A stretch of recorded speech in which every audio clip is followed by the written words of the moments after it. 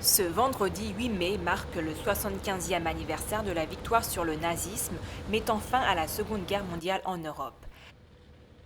Cette année, en raison de l'épidémie de coronavirus et du confinement, la cérémonie a été particulière.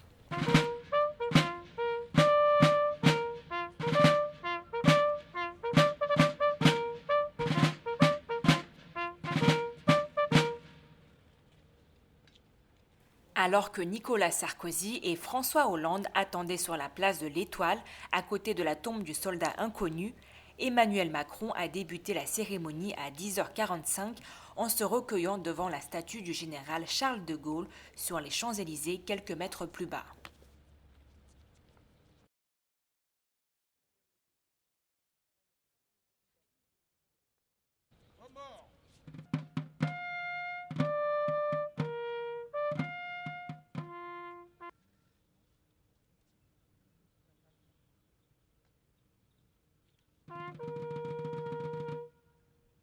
Alors que chaque année, une grande cérémonie de commémoration a lieu à Paris avec dépôt de gerbes de fleurs et orchestre, pour la première fois, les commémorations se sont déroulées dans un format restreint en présence des principaux responsables politiques et militaires mais sans public.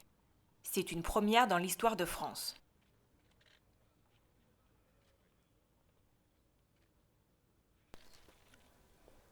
Le président de la République a ensuite remonté l'avenue des Champs-Élysées, vide, pour la cérémonie solennelle sous l'Arc de Triomphe.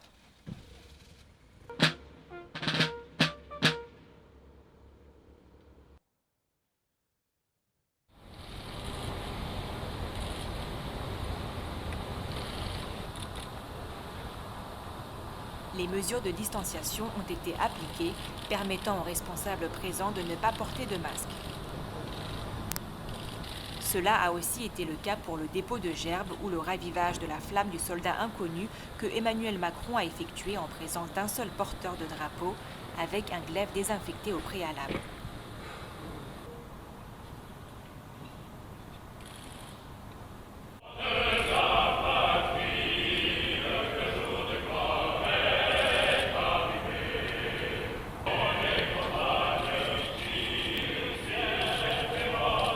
Aux côtés du président Emmanuel Macron étaient présents les anciens chefs de l'État Nicolas Sarkozy et François Hollande, les présidents des deux assemblées Gérard Larcher et Richard Ferrand, le Premier ministre Édouard Philippe, la ministre des Armées Florence Parly et la secrétaire d'État Geneviève Darrieussecq, ainsi que la maire de Paris Anne Hidalgo.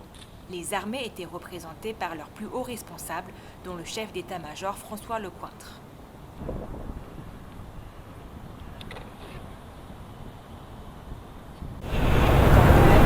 Du président Emmanuel Macron, un drapeau tricolore a été installé vendredi 8 mai sur la Tour Eiffel.